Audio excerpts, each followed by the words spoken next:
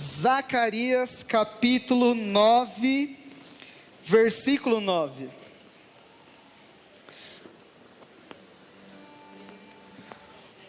Zacarias capítulo 9, versículo 9. Eu vou deixar mais meia hora para a galera achar Zacarias, que não é tão fácil assim, né? Se fosse Salmos.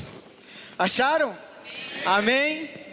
Diz assim: alegre-se muito, cidade de Sião, exulte Jerusalém, eis que o seu rei vem a você, justo e vitorioso, humilde e montado num jumento, um jumentinho cria de jumenta. Ele destruirá os carros de guerra de Efraim e os cavalos de Jerusalém, e os arcos de batalha serão quebrados. Ele proclamará paz às nações e dominará de um mar a outro e do Eufrates até os confins da terra. Quanto a você, por causa do sangue da minha aliança com você, libertarei os seus prisioneiros de um poço sem água. Voltem à sua fortaleza, ó prisioneiros da esperança. Quem é prisioneiro da esperança? Amém. Glória a Deus, pois hoje mesmo anuncio que restaurarei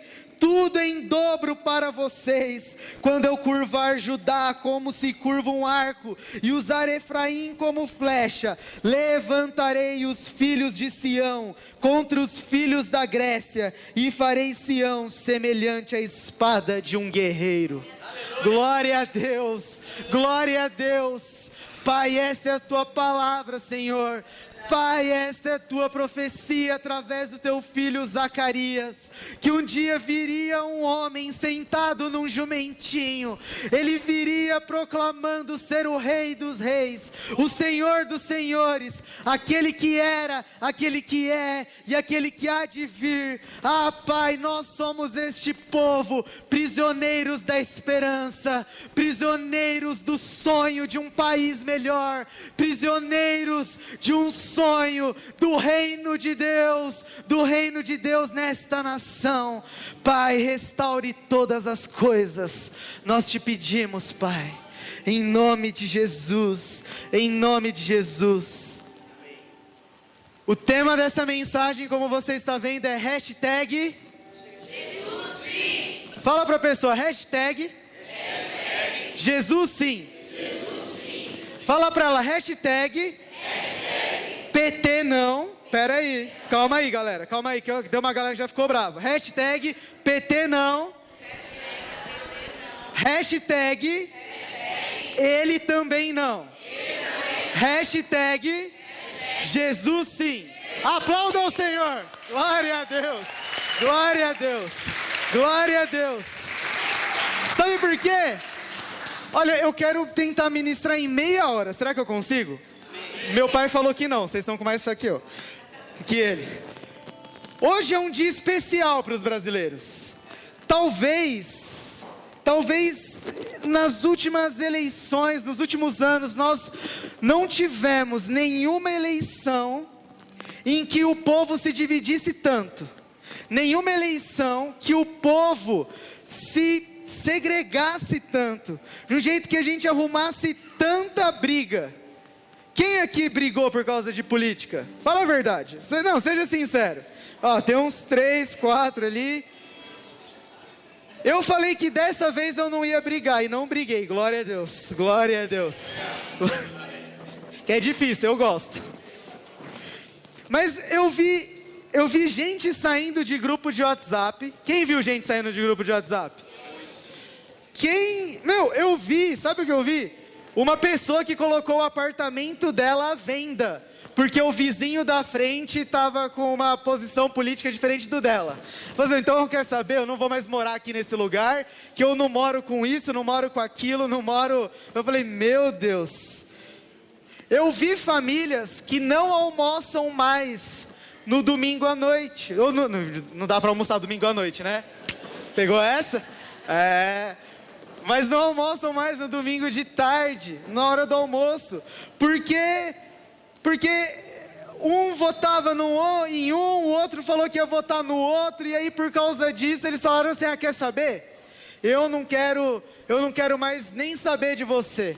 Teve família que o grupo de WhatsApp acabou o grupo de WhatsApp, porque um mandou 17, outro mandou 13, aí virou aquele salseiro todo e pá, quer saber? A gente nem se ama mesmo, não sei, aquele papo, a gente é primo de terceiro grau, não sei nem porque a gente está num grupo de família. Mas, de verdade,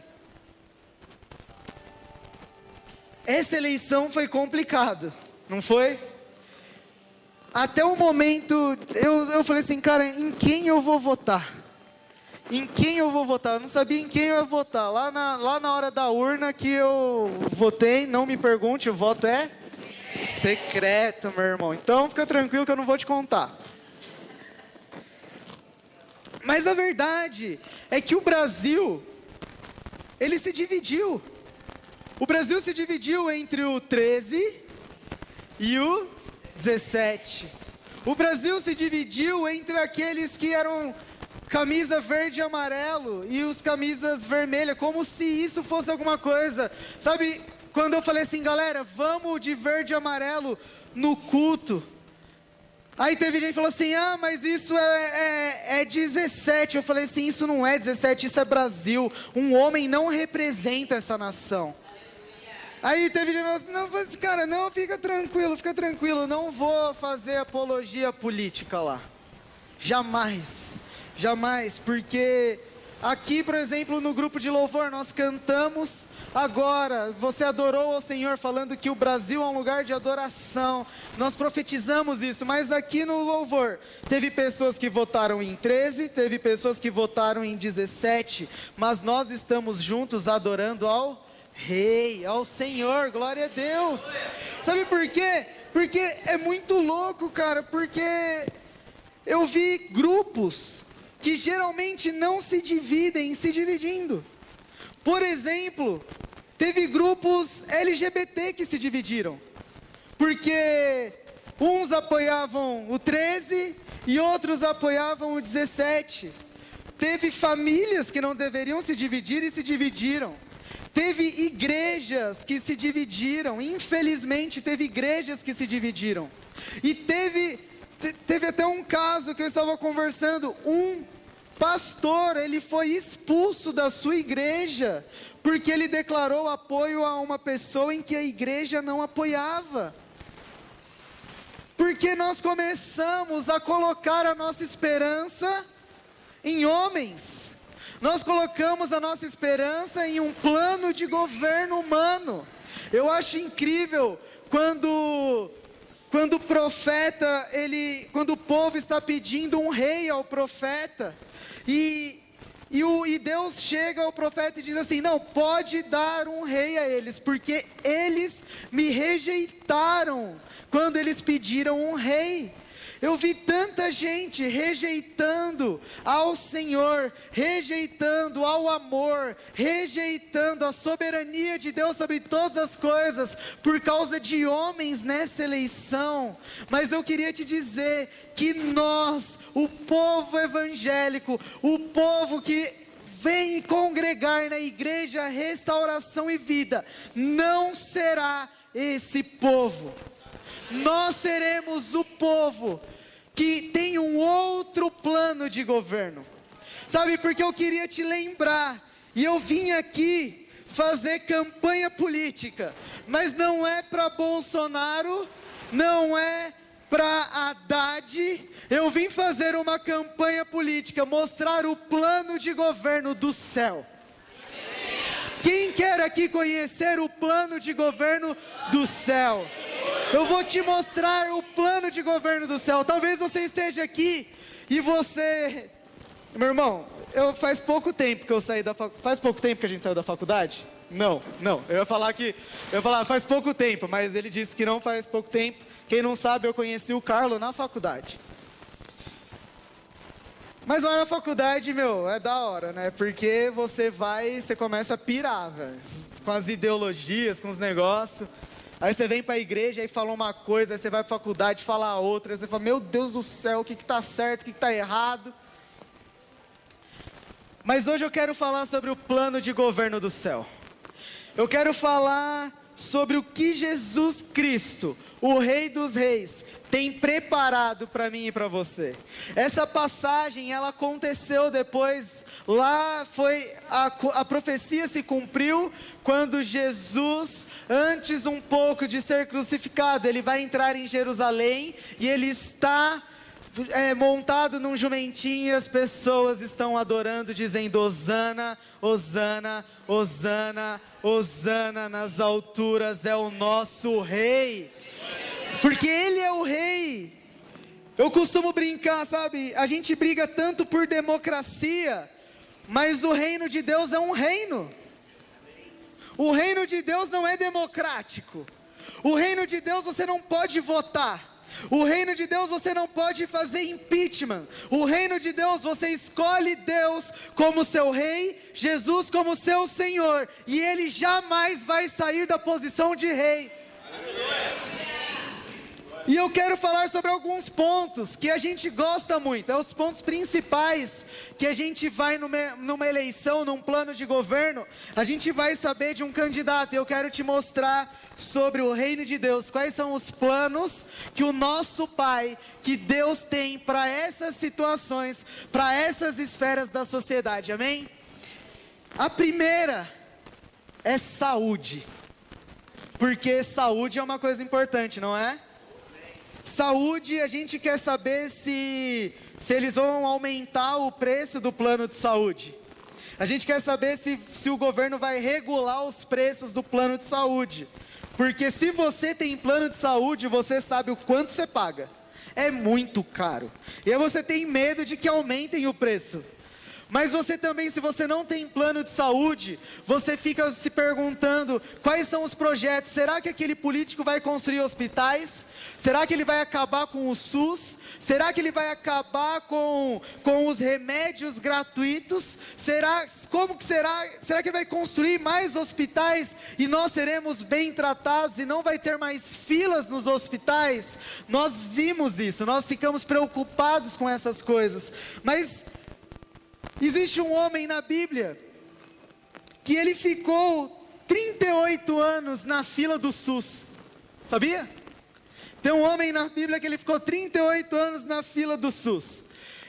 Quando chegava quando chegava a vez dele, alguém ia na frente dele e era curado antes. Era tratado antes. Sabe aquele famoso, vem aqui que eu conheço o diretor do hospital e você não vai ficar na fila? Rolava também na época de Jesus. Na época de Jesus rolava assim: não, fica tranquilo, eu sou amigo do rei, eu te jogo no tanque de Betesda. Esse homem, ele era um paralítico, fazia 38 anos. 38 anos sem esperança. 38 anos sem saber se ele seria curado. 38 anos porque a saúde não funcionava.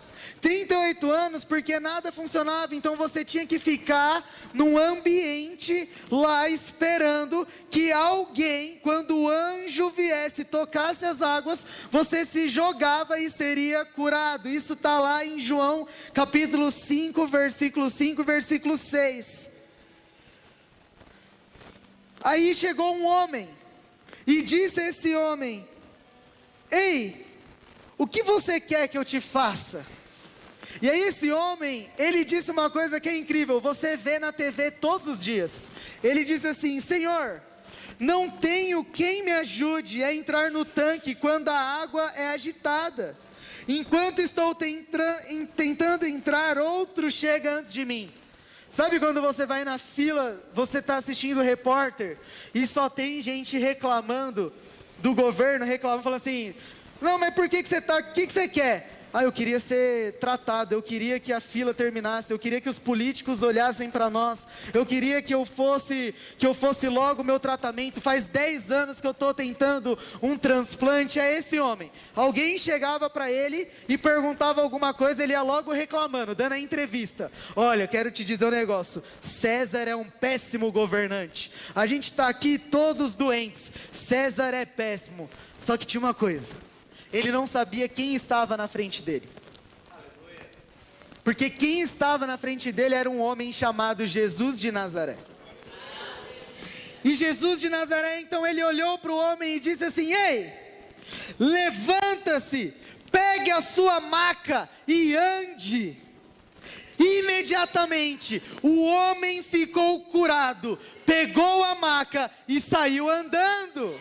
Sabe por quê, meu irmão? Deixa eu te dizer, a proposta de Jesus para a saúde no plano dele, não é uma proposta humana, mas é uma proposta sobrenatural, é uma proposta em que não importa se há vaga no hospital, não importa se há remédios no hospital, o que importa é que pode chegar alguém, olhar para você e dizer assim: no nome de Jesus, você está curado, levanta e anda.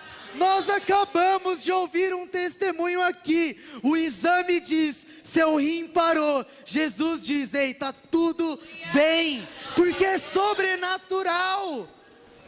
Aí nós ficamos preocupados, será que eu vou ter o tratamento? Mas nós não temos coragem de nos ajoelhar e dizer: Pai, cura a minha vida. Nós não temos coragem de chegar na nossa escola, nós não temos coragem de chegar no nosso trabalho, nós não temos coragem de chegar na nossa faculdade, nós não temos coragem de chegar nas filas dos hospitais e dizer: eu tenho algo muito maior, ouro e prata eu não tenho, mas o que eu tenho eu te dou. Você está curado no nome de Jesus, porque nós não andamos por vista, mas nós andamos por fé.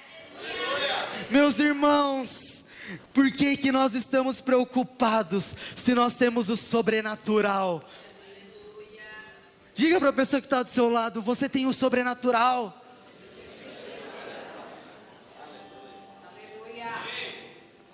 Sabe por quê?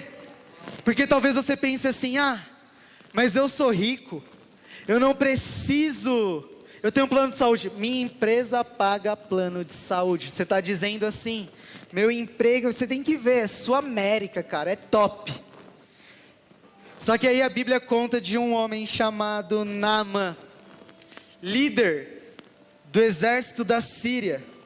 Agora pensa, um líder de exército, de um dos maiores reinos da época.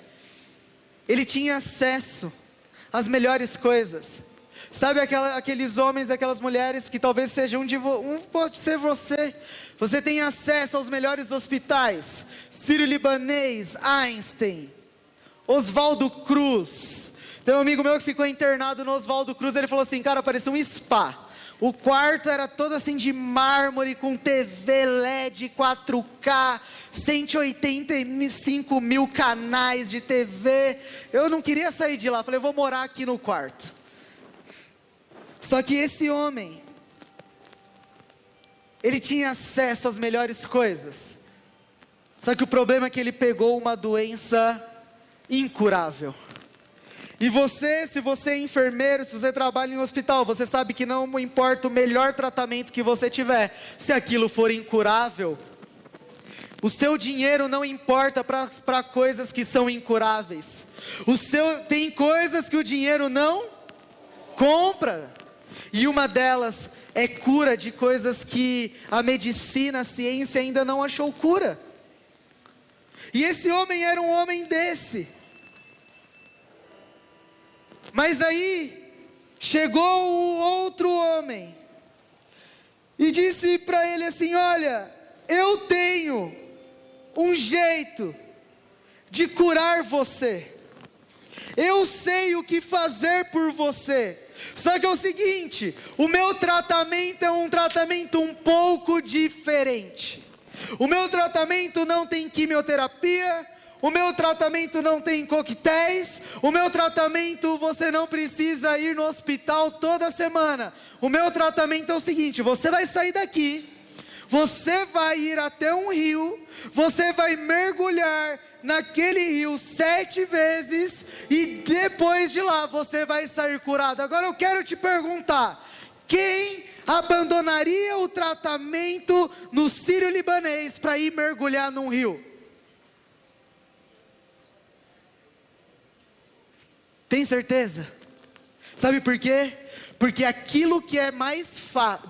Olha, tem uma coisa que a gente aprende aqui na igreja: Deus Ele sempre vai te pedir o que é mais fácil, mas é muito mais difícil de você acreditar. Mergulha. Mergulhar? E o remédio? Mergulha. Não, mas e a químio? Mergulha, não, mas e a UTI? Mergulha, é fácil, difícil de acreditar, mas quem faz alcança o sobrenatural, alcança a cura de Deus. Porque eu quero te dizer, aquilo que não tem jeito para os homens, tem jeito para Deus. Aquilo que a medicina não cura, Deus cura. Aqui nós ouvimos um testemunho algumas semanas atrás, lúpus não é curável, você pode viver com lúpus, mas a Silvia, nós oramos por ela, e ela não tem mais lúpus. Ela foi diagnosticada, mas agora está 100% curada, porque não importa se o trabalho dela paga o melhor plano de saúde, o plano de governo do céu, ele cura o incurável. Deus vai curar o incurável na sua vida. Deus vai curar o incurável na sua vida. Irmão, o segundo é educação. Todos queremos saber sobre educação. Alguns querem a escola sem partido, outros querem a escola com partido.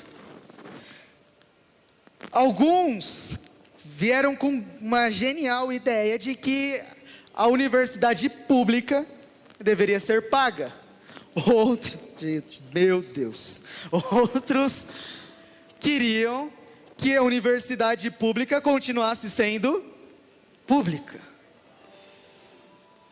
Mas sabe o que eu acho interessante? É que a Bíblia, ela fala sobre alguns homens, e entre eles, ela fala sobre Daniel. Daniel é um homem bíblico, um profeta bíblico, que a Bíblia fala que Deus deu a ele inteligência e sabedoria como não se havia em Israel.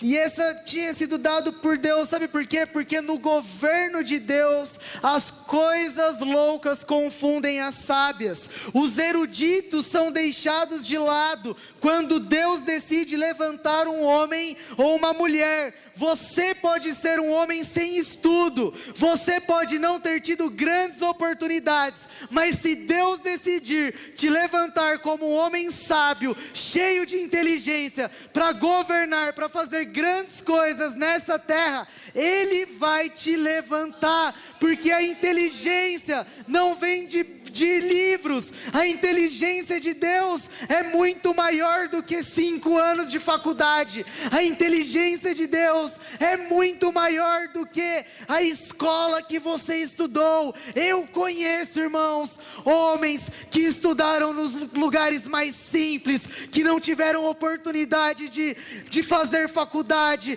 que tiveram que trabalhar desde cedo, mas que são grandes comerciantes, que são grandes empresários, que Deus deu inteligência e sabedoria, e eles construíram grandes impérios. Eles dão aulas, eles dão palestras, e aí você pergunta, qual é a sua faculdade? Ele fala, minha faculdade é porque eu me ajoelhava diante da presença de Deus, eu li a Bíblia Sagrada, e eu entendi o que fazer, eu entendi, sabe? Eu estava ouvindo um coaching essa semana, e ele estava contando sobre um dos homens mais ricos deste país. E ele falou assim, eu vou contar para vocês, porque ele me permitiu. Eu vou contar para vocês como esse homem ficou rico. Era um homem pobre, era um homem que não tinha nada, era um homem que teve que trabalhar desde cedo. E ele falou assim, cara, eu preciso ganhar dinheiro, eu preciso ter inteligência, eu preciso estudar, mas ele não tinha nada. Mas ele tinha uma coisa na casa dele, a mãe dele era cristã. E sabe, ele pegou a Bíblia, e ele começou a ler Provérbios, todos os dias. Todos os dias ele lia Provérbios. E ele disse que ele lê Provérbios até hoje, todos os dias. E ele disse que então, quando ele foi lendo Provérbios, ele foi entendendo como se portar, como ter sabedoria diante dos homens, diante de Deus, sabedoria diante das situações. E ele foi lendo Provérbios. Então ele começou a vender bala, mas bala não segundo o que o canal Me Poupe ensina lá no YouTube, mas o que segundo Provérbios ensina. E hoje ele é um dos homens mais ricos do Brasil, e ele diz assim: o meu segredo é ler a Bíblia Sagrada todos os dias, porque ela é mais inteligente do que qualquer livro didático que você possa encontrar nessa terra. Sabe, a igreja está preocupada com uma coisa, ela está preocupada se... O que vão ensinar para as minhas crianças, para os meus filhos na escola? Será que vão ensinar ideologias? Será que vão ensinar ideologia de gênero? Será que o meu filho... Gente, será que meu filho vai aprender coisas? Será que vão obrigar o meu filho a ser homossexual, a ser heterossexual, a ser pansexual? Não sei. Mas a Bíblia diz uma coisa. A Bíblia diz assim, Provérbios 22, versículo 6: instrua a criança segundo os objetivos que você tem para ela, e mesmo com o passar dos anos, não se desviará deles. Ensine o seu filho no caminho que ele deve andar. Ande com o seu filho no caminho. Sabe, o que você quer com o seu filho não é sobre ideologias, não é sobre erros, mas é você andar com o seu filho, porque um pai que anda com o seu filho, ele não se desvia da Bíblia Sagrada, ele não se desvia, ele não erra, ele continua andando nos caminhos certos. Eu passei por universidade, eu aprendi de tudo, eu balancei, mas eu não caí, porque um dia meu pai me ensinou tudo o que é certo. Você não tem que ter medo do que o mundo prega, se você estiver todos os dias pregando para o seu filho a verdade. Aleluia, aleluia, aleluia. Não tenha medo do mundo, se a tua casa, a bandeira é o reino de Deus. Glória a Deus. Não tenha medo, não tenha medo, não tenha medo. Ah, meu irmão, eu vejo, sabe, eu tenho uma coisa comigo. Eu falo assim, nossa, aí os evangélicos, eles se juntam todos para votar em uma pessoa, em outra pessoa, porque se chegar lá com uma lei e instaurar que no Brasil não pode isso, não pode aquilo, fica mais fácil, porque somos covardes, porque não ensinamos a Bíblia para os nossos filhos, porque não vivemos a Bíblia nas nossas escolas, nas nossas universidades, no nosso trabalho, porque o dia que a gente viver a educação do reino, o jeito do reino, nós vamos entrar nos lugares e todos gostarão de viver no reino de Deus. Você não precisa de lei, você não precisa de lei, você só precisa de Jesus de Nazaré.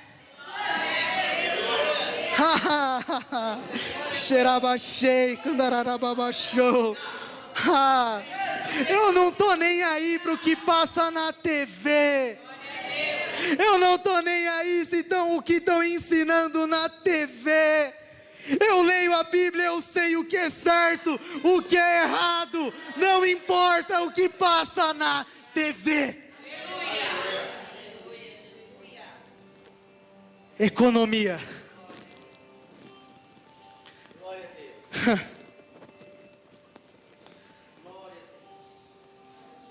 Alguns estão pregando o liberalismo econômico, outros estão pregando o comunismo.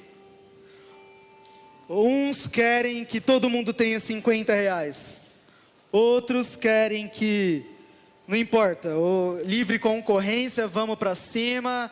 Quem vendeu, vendeu, quem não vendeu, não vendeu, quem tem emprego tem, quem não tem, não tem, meritocracia e vamos para cima. Outros também já querem uns ficam ricos, o resto todo é pobre, essa é a verdade.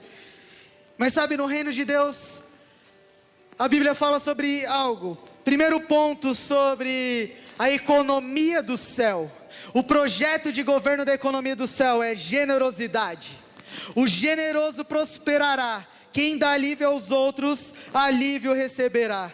O melhor investimento na economia do céu não é poupança, não é CDB, não é CDI, não é tesouro direto, não é as ações da Petrobras, as ações da Apple, as ações da Tesla.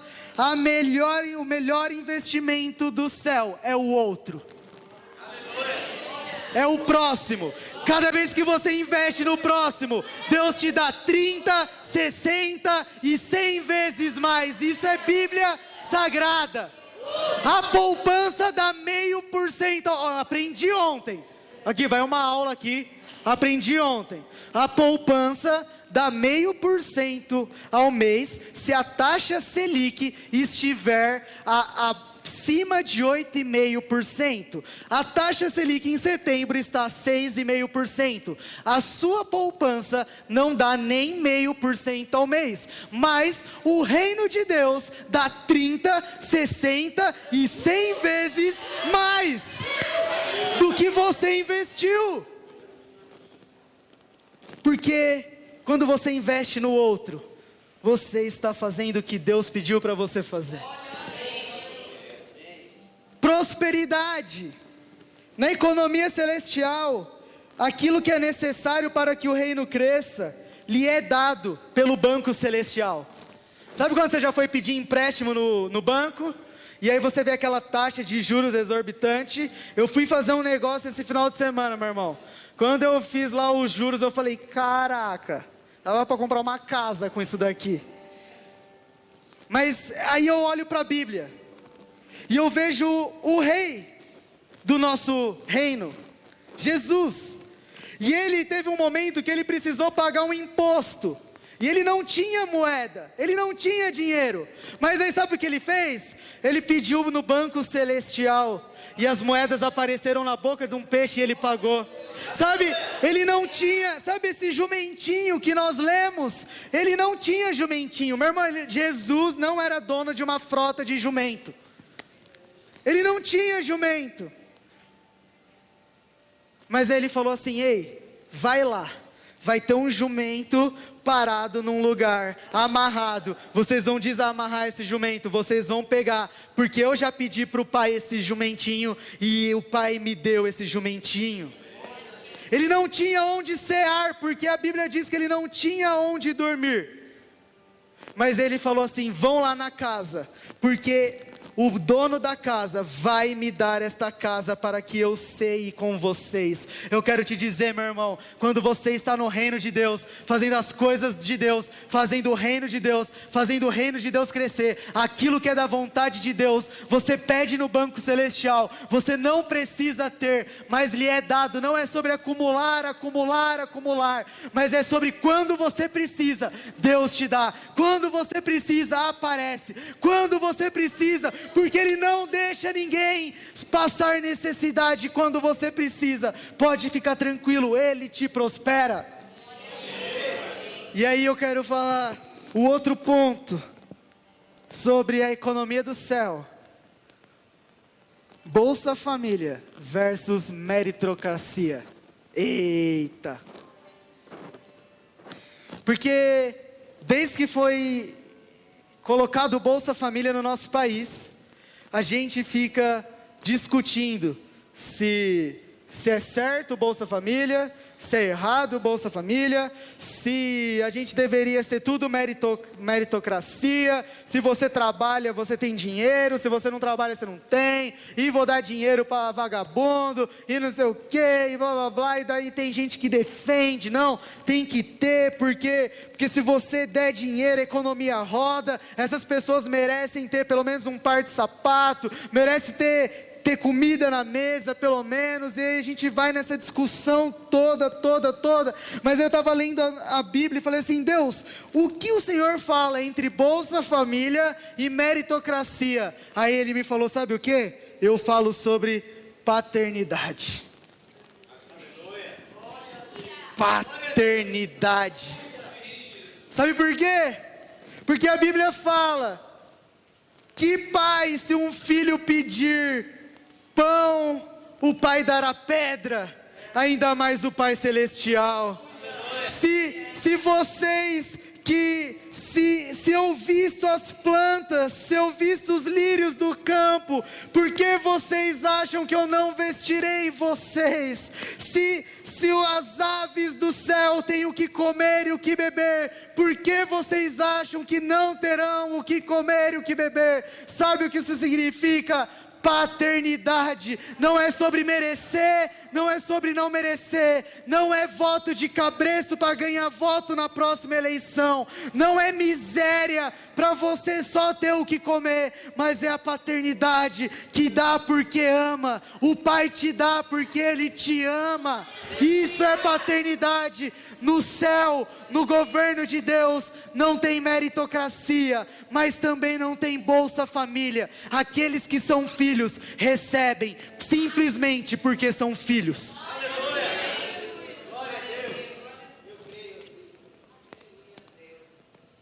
Portanto, não se preocupem dizendo que vamos comer, ou que vamos beber, ou que vamos vestir, pois os pagãos é que correm atrás de Bolsa Família. Mas o Pai Celestial sabe que vocês precisam delas. Glória a Deus, glória a Deus. E o último ponto, que eu nem escrevi nada. Eu vou até tomar uma água.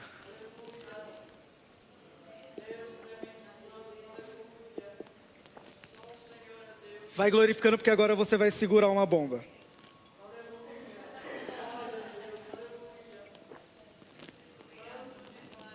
O último ponto é justiça.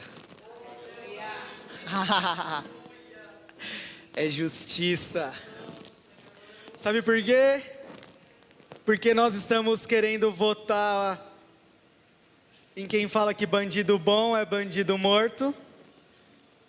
Ou nós queremos votar em quem fala que pequenos delitos pode ser solto.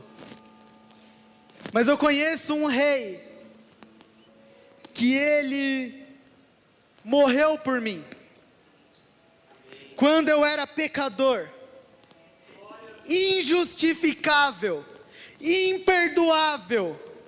Mas aí ele chegou no céu e perguntou ao Pai e disse assim: Pai, o que eu posso fazer pelo Gustavo? O que eu posso fazer pela Vitória? O que eu posso fazer pelo Vinícius? O que eu posso fazer pelo Célio? O que eu posso fazer pela Natália? O que eu posso fazer pela Claudete? O que eu posso fazer por eles? Para que eles não sejam condenados à morte, porque o salário do pecado é a morte. E aí Deus disse: você pode morrer no lugar deles.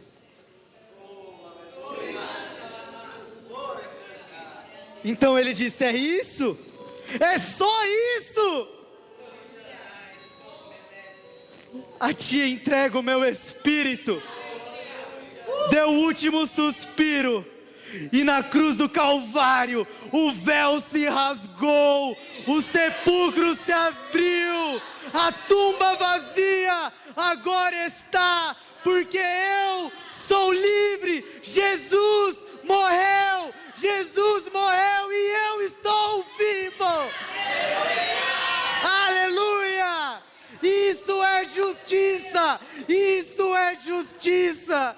Sabe por quê? Porque no reino de Deus, bandido bom não é bandido solto, bandido bom não é bandido morto, mas bandido bom é bandido que pagou pelos seus crimes, se arrependeu dos seus pecados e vive na cruz do Calvário, arrependido, dizendo: Jesus é o Senhor.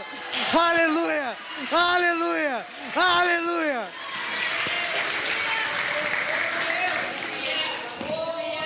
Deixa eu te dizer, no reino de Deus, não há um homem e não há uma mulher um homem e uma mulher que não tenha a chance de ter uma nova vida. Rabachê, sabe, quem sou eu? Quem é você para no seu ventre dizer esta pessoa não pode nascer? Quem é você para abortar um filho de Deus?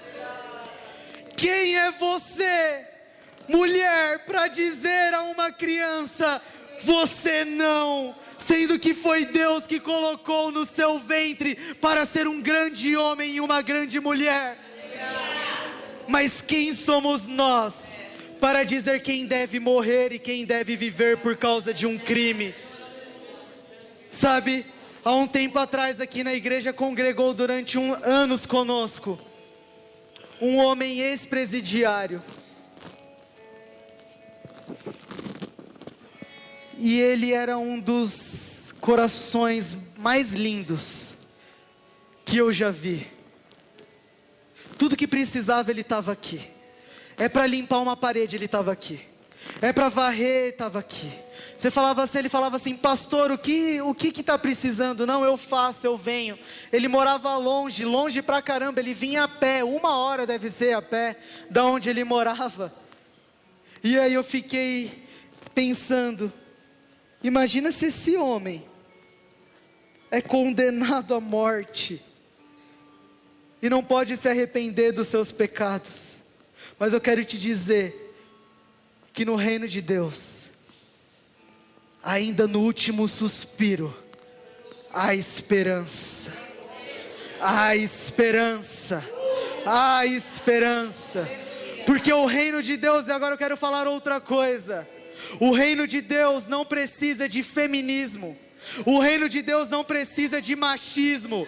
O reino de Deus não precisa de cotas raciais. O reino de Deus não precisa de cotas sociais. Porque nós amamos uns aos outros como nós mesmos, homens e mulheres. Como diz em Isaías 11, que viria um rei e a serpente e o leão dormiriam juntos, o cachorrinho e a serpente dormiriam junto. Há um tempo no reino de Deus em que homossexuais não serão atacados por evangélicos, mas evangélicos não atacarão homossexuais, porque o reino chegou e nós podemos amar uns aos outros.